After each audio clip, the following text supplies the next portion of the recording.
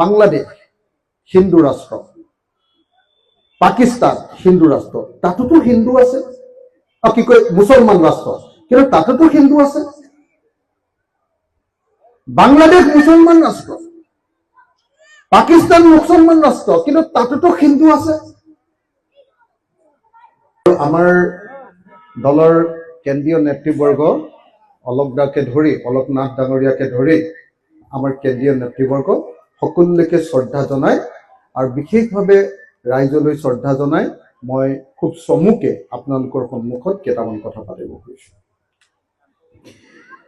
যোৱা 26 অক্টোবৰ তাৰিখৰ পৰা মই ঘৰলৈ নগৈ সদায়ে মানুহৰ মাজত থাকি 26 অক্টোবৰ তাৰিখৰ পৰা আৰম্ভ কৰিছিলোঁ আৰু 2026ৰ ইলেকশ্যন শেষ নোহোৱালৈকে, বিধানসভাৰ ইলেকশ্যন শেষ নোহোৱালৈকে ঘৰত গৈ শুই বহি নাথাকি সদায় মানে মানুহৰ মাজলৈ গৈ মানুহৰ মাজত প্ৰচাৰ কৰি ঘূৰি ফুৰিছোঁ এইকাৰণে যে অহা 2026 চনৰ বিধানসভা নিৰ্বাচনত আমি বিজেপিৰ হিমন্ত বিশ্ব শৰ্মা চৰকাৰখনক গিৰাই দিব খোজো।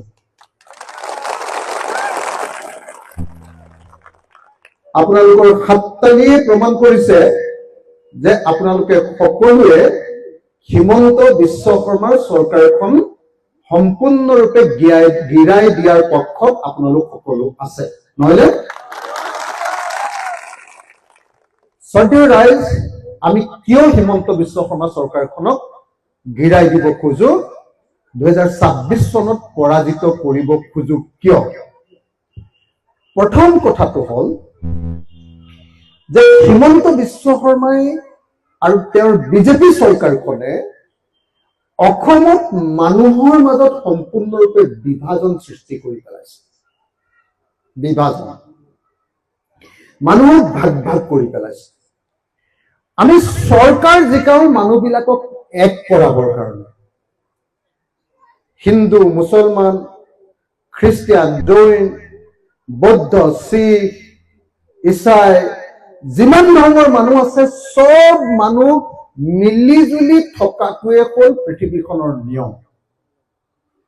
পৃথিৱীৰ কোনো দেশতে অকল এটা জাতিহে থাকিব আৰু আন কোনো থাকিব নোৱাৰিব, এনেকুৱা কথা ক'তো মানি লোৱা নহয়।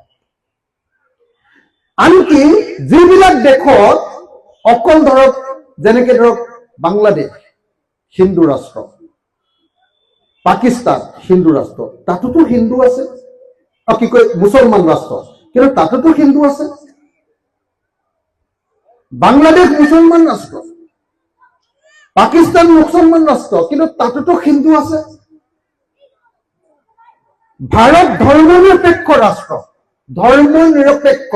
ভাৰতৰ সংবিধানে ঘোষণা কৰিছে যে ইয়াত হিন্দু, মুছলমান, খ্ৰীষ্টিয়ান, জৈন, বৌদ্ধ, শিখ, ইছাই যিমান ধৰ্মৰ মানুহ আছে সকলো ধৰ্মৰ মানুহৰ প্ৰতি সমান সন্মান আৰু সমান ব্যৱহাৰ আৰু সমান আদৰ কৰা হ'ব। কাকো সৰু বৰ নাচাই সকলোকে সমানে মৰম কৰিব। কিন্তু ভাৰতৰ সংবিধানৰ এই যিটো আইনৰ দৃষ্টিত সকলো সমান, আমাৰ দেশখন ধৰ্ম নিৰপেক্ষ, ধৰ্মত যোনে যি নলক লাগিলে সেইটো কথা নাই, আমি সকলোকে সমানেই দেশৰ নাগৰিক ৰূপে গণ্য কৰিম বুলি যিটো ভাৰতৰ সংবিধানে আটাইতকৈ ডাঙৰ যিটো বস্তু, আটাইতকৈ ডাঙৰ যিটো বাণী, আটাইতকৈ ডাঙৰ যিটো আমাক আদৰ্শ দিছে, হিমন্ত বিশ্ব শৰ্মাই সেই আদৰ্শটো ভাঙি চিঙি শেষ কৰি পেলাইছে, হয়নে?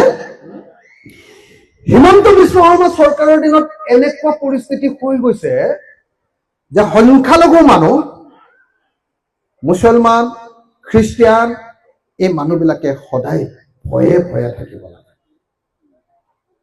ভয়ে ভয়ে থাকিব লাগে।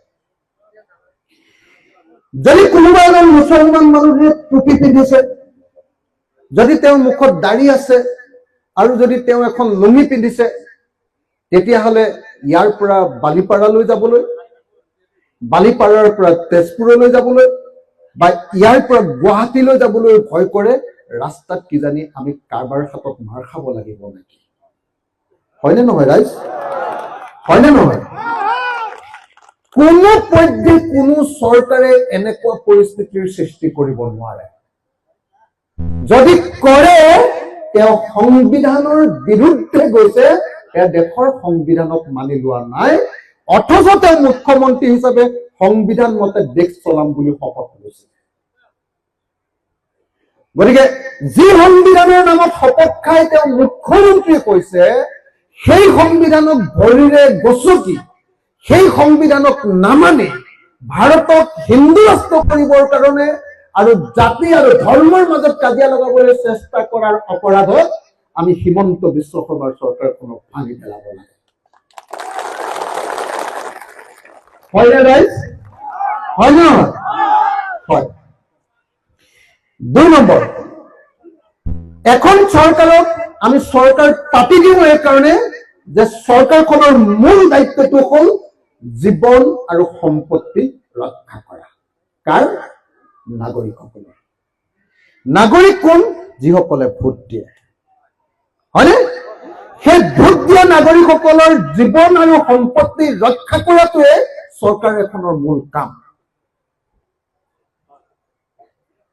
কিন্তু হিমন্ত বিশ্ব শৰ্মা চৰকাৰৰ দিনত যদি এজন দুখীয়া মানুহে বানপানীত পৰি বা গৰাখহনীয়াত পৰি, নদী ভাঙাত পৰি যদি 1 টুকুৰা চৰকাৰী মাটি লৈছে আৰু সেই পৰিয়ালটো যদি কিবা কাৰণত মুছলমান মানুহ হ'ল, লগে লগে হিমন্ত বিশ্ব শৰ্মাৰ বুলডোজাৰ আহিছে আৰু তেওঁলোকৰ ঘৰবিলাক এফালৰ পৰা ভাঙি দিছে। হয়নে নহয় ৰাইজ? হয়নে নহয়? কিন্তু কোনো চৰকাৰক কোনো মানুহৰ ঘৰ ভাঙিবৰ কাৰণে চৰকাৰ পাতি দিয়া নাই, ঘৰ বনাবৰ কাৰণে চৰকাৰ পাতি দিয়ে। হয়নে? ঘৰ ভাঙিবৰ কাৰণে চৰকাৰে